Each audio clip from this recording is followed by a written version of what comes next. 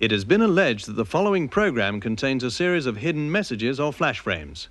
We would like to remind viewers that such flash frames are illegal and subject to prosecution by the IBA. However, it is impossible to prove the existence of such flash frames without videotaping the program.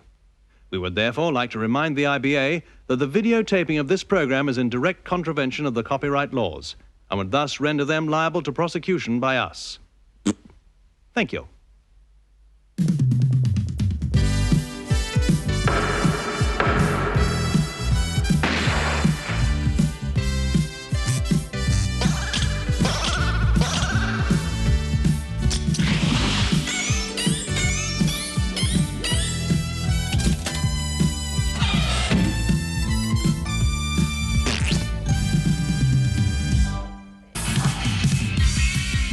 At last, a great new magazine for enthusiasts of in-car entertainment. What car stereo do you want to have stolen?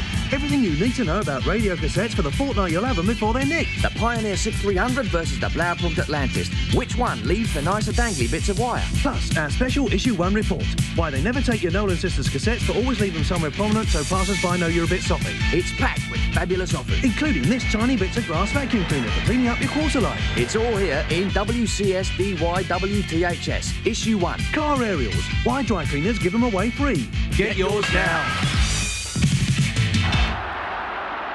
Stay wide, Nobbo. Stay wide. Spread it, Nobbo. Close down the full-back. Go and pick up Rushy. Good boy, Nobbo. What? Oh, thanks, Squitters. Stay with him. What's your tall, lad? Good lad. Oh, Nobbo, your mum's just been run over by a tram. Tackle back, Nobbo. Stay with him, son. Good lad. So, who do you fancy for the 6th round, Greavesy? Well, it's got to be you, really, Saint. I mean, I bought the last 5. You kill me, Greavesy.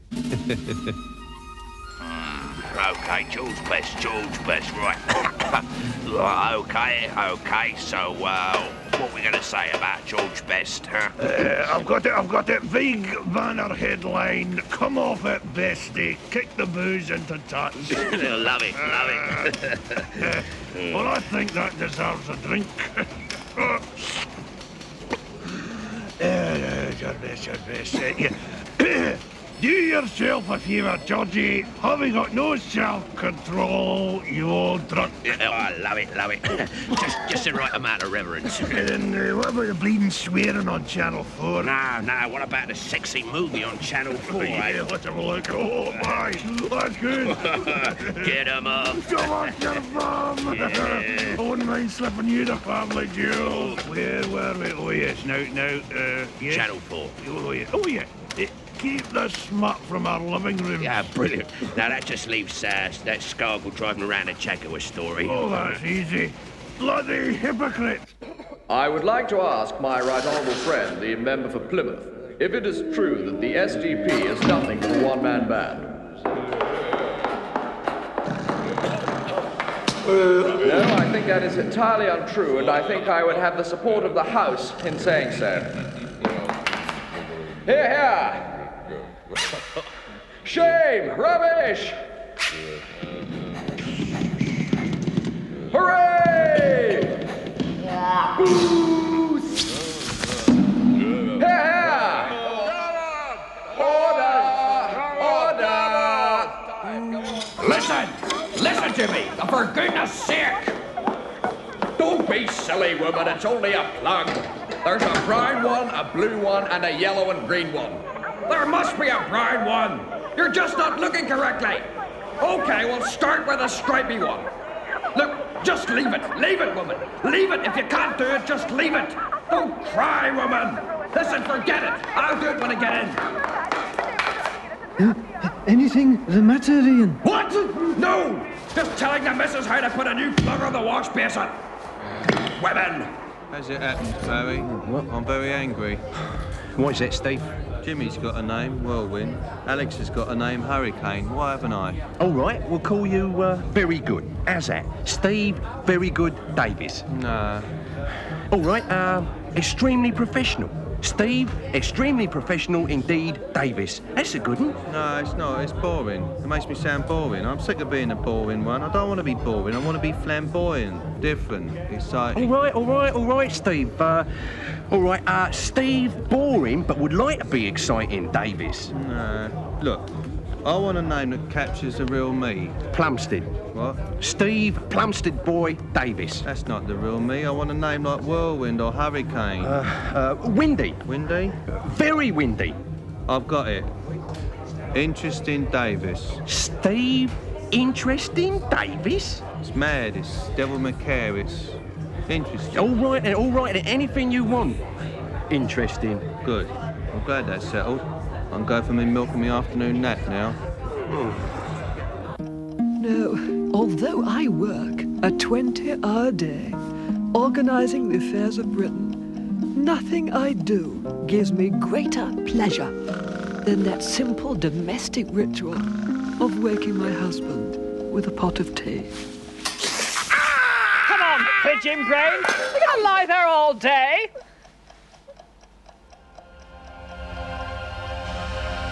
Thinking of flying, and you can't choose between Heathrow and Gatwick? Well, soon you'll have a new alternative, Stansted. Stansted, quieter than London's other airports because no one knows where it is. Easier to get to than London's other airports, especially if you live in the Stansted area. Stansted has more S's in its name than Heathrow and Gatwick put together. And where else is every plane greeted by all the local residents? Stansted. Just as good an idea as the last time we dropped it. Everything looking good. Altitude now 21,000 feet, still looking very good. Look, Mr. President, the Soviets want us to cut back on our weapons in space. What about the commies? Well, the Soviets are the commies. The Soviets are commies, the Reds are commies, the Russians are commies. They're everywhere, Ed. Holy moly, Mr. President. They want us to stop working on the Star Wars project. But we've only made 3. What happens to the Wookiee, Ed? No, Mr. President. This is not a film. Not a film, Ed? No, Mr. President. Then what am I doing here? You're the president, sir. No, Ed. Reagan's the president. Remember? You read it to me in the papers. You are Reagan, sir. What? Why did nobody tell me this, Ed? I'm supposed to have advisors, am I not? So what do I tell the Soviets, sir? It's simple, Ed. If I don't know who I am, neither will the Soviets. Let them go on thinking Reagan's some other guy, and we'll keep our movies. Yet another one in the eye, Ed, for those who call me an asshole. And now, here's Rubber News, read by Sir John Gielgud. Rubber News. Good evening. With talks in the miners' dispute about to resume, it's surely time to settle the statistics. And both Mr. Scargill and Mr. Ian McGregor have agreed to come here tonight and be tortured until we get a proper answer. Good evening, Mr. McGregor. Good evening. Mr. McGregor, how many fingers am I holding up? 50, 60. A steady trickle of fingers. Hundreds of working fingers. 402 fingers this week alone.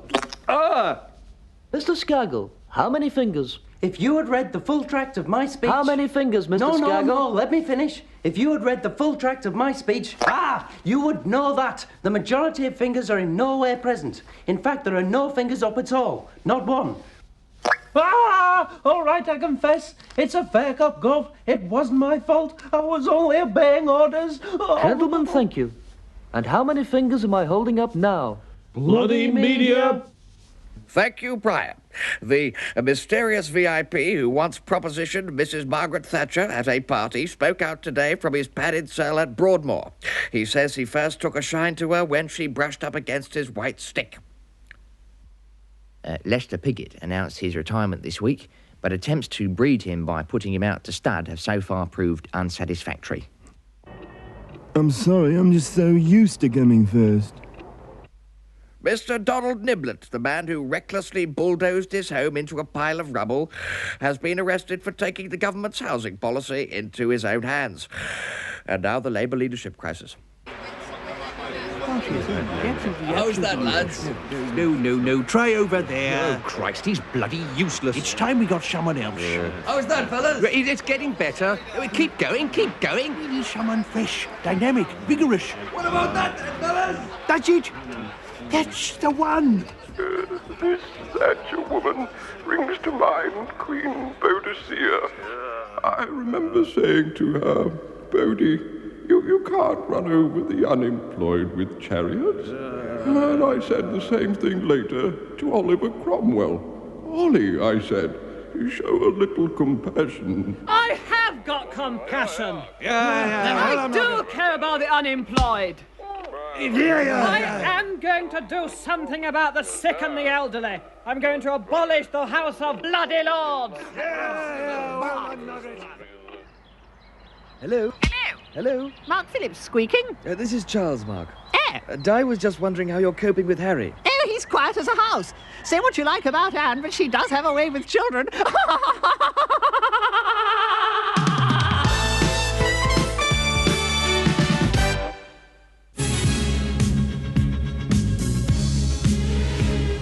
Coming soon, the larger-than-life story of one man's struggle to become the champion. Donald Sinden is Jockey Wilson in Jockey 3, with Dustin Hoffman as the coach. Oh, jeez. You'll never make it, kid. You're just not in shape. But Jockey pushed himself to the limit and beyond. There is nothing more important than weight training. A story of guts, passion. Don't you ever let me see you eating a piece of lettuce again, goddammit. Love. I just love beer. When his body said no, Jockey punished himself more. Jockey, you gotta go for the bull. Oh, no! But on the big night, Jockey came good. 180 stone. Jockey 3. You're the fattest, Jockey. Oh, you're totally gross to the max. Thanks for this. And now our weekly look at job losses and gains throughout the country. In Humberside, 1,200 workers have been laid off from the docks. 5,000 steel workers have been made redundant in Doncaster, and 11,000 car workers have been sacked in Glasgow, Coventry and Birmingham. Oh yes, and the whole of Liverpool have been given a month's notice. On the plus side, a paper boy has been appointed at Collins, the newsagents in Kendal, and Employment Secretary Tom King has created 2 new jobs in the south. He needs a Filipino cleaner and a Swedish au pair for his Hampstead home. So all in all, not as bad as the moaning minis would have us believe. Ha ha ha ha. David Owen presents Roy Jenkins Remembers. Wait a minute. I invented the bloody party in the first place, you bloody bastard!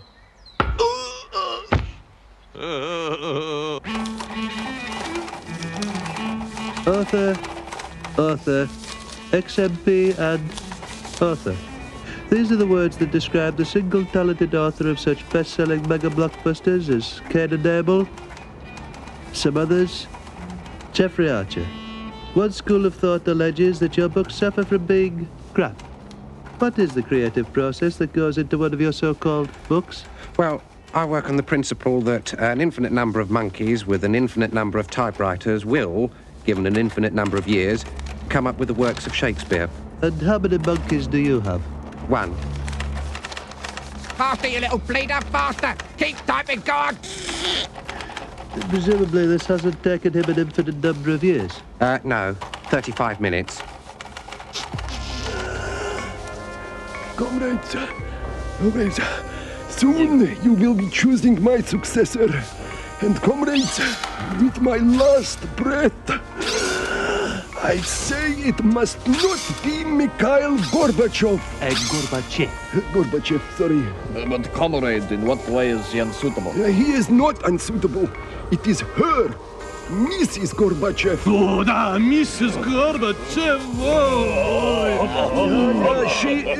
She is, as we say in downtown Omsk, a smashing bit of grumble. Which is why she can never be the wife of a Russian leader. Explain. Comrades, the premier's concubine must have certain qualities. She must have strength. She must have courage. She must have the face of a British boxing champion. Remember Mrs. Khrushchev. We have to... Exactly, comrade. So? Can you imagine during the 3-minute warning, rushing home to Mrs. Khrushchev, ripping off her 8 winter undervests, putting your head between them and going... Exactly.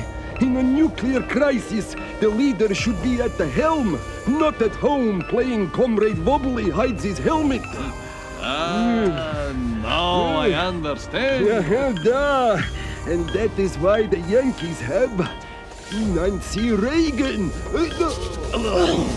My God, the older generation are so sexist.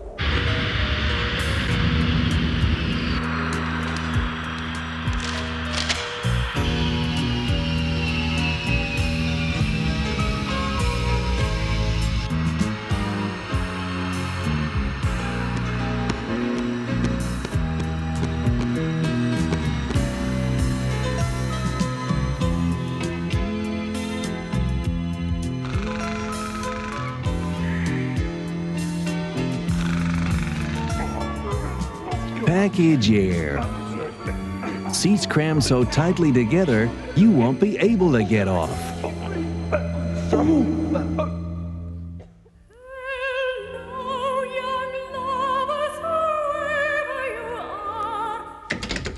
Open the door! No! Open the goddamn door, Tatum! Drop dead! There's something I want to tell you. I love you, O'Neill. I love you too, you bastard! My heart skips a beat when you walk in the room. I get butterflies when I hear your voice! You are the shining star in the firmament of my life, you dizzy cow!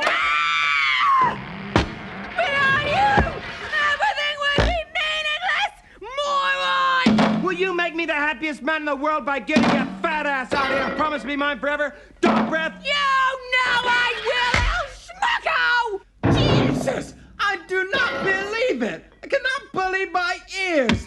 This is completely unbelievable! Okay, get ready, dickhead! Oh, I got my lips puckered! Oh! No! Tatum! I love you! Now we are very fortunate, are we not, to be welcoming our next guest, who's just flown in especially from the Terry Wogan show. Ladies and gentlemen, Victoria Principal. Now, Victoria, you have you not, recently been appearing in a motor car in the West End? Tell us about it. Well, you know, Russell, I remember one time I was talking to Larry Hagman, and he said to me, V, that is a really great 4-door saloon, 1.3 auto. And I said, yeah, and it's one careful loan of 34,000 miles on the clock, 9 months MOT.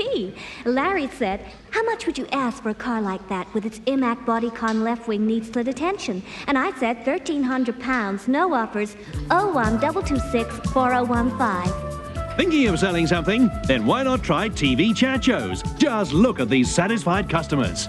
Darlings, loves, after only one appearance on breakfast television, it all happened for me. I could have sold my own grandmother 3 times over thanks to Espel & Company. After plugging my film on every single chat show in the country, nothing happened. Thank you very much. We'll be back with more adverts right after the break. Don't go away, stay tuned. We washed 2 identical Turin shrouds, one in ordinary washing powder and one in new biological question mark. And just look at the difference. Yes? This is the IBA. Stop this outrage at once, you hear? At once! Sorry, we'll go on. Right, stop the program. I just saw a flash frame. Stop it! Right, wind back the tape. Is that a flash frame? Is it? Oh, sorry. Right, press on then. God, will someone arrest me for recording the program? It's totally illegal. As you can see, the results are remarkable. Thanks to this little device, at last anyone at all can look exactly like Henry Cooper. Useless? Perhaps. British? Certainly. Kieran? Oh, you've caught me in the kitchen making myself a quick meal. Whoops, an everyday domestic accident. Up until now, turning this kind of mince back into fingers has been a thing of the future. But British scientists have now developed this. A pen with a watch in it. Maggie? We all know smoking's bad for you, but it's not as bad as stabbing yourself in the neck with a safari knife. But why? Well, it's all to do with molecules. Some molecules are heavier and denser than others. The heavier and denser the molecules, the tougher the object. And it's exactly this kind of patronising presentation on Tomorrow's World that has annoyed viewers for years. But now British scientists have come up with this. It's smaller than me, it's not married to Cheggers, and it even knows a little bit about science. For years, people like you and me have had to sit through the last 5 minutes of Tomorrow's World because we don't know exactly what time Top of the Pops is going to start. But this device has changed all that.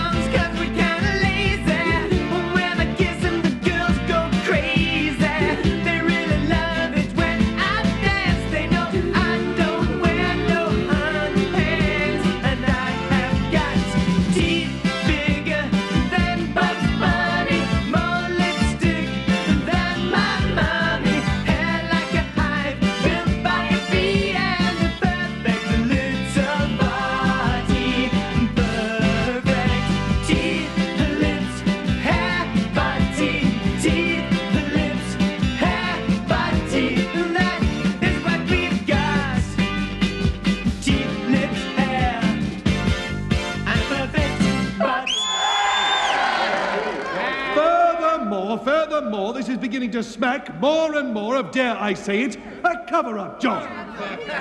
A conscious and callous attempt to keep something from us all. After all, what harm would a little peek at her bottom do? I'm sure it's a cutie. Just a quick butcher's and she can pull her panties up. I'm sorry. There's categorically no way I shall reveal my bottom to anyone, least of all the right honourable gentlemen. No, sir. We saw Charles yesterday. Categorically no. Bet yours is nicer. I'm sorry, the answer's still no. Oh, she hasn't got a bottom. Oh, yes, I have. Maggie's got that. I have. I have. Of course I've got one. Show it to us then. All right, all right. Just a quick glimpse and no more.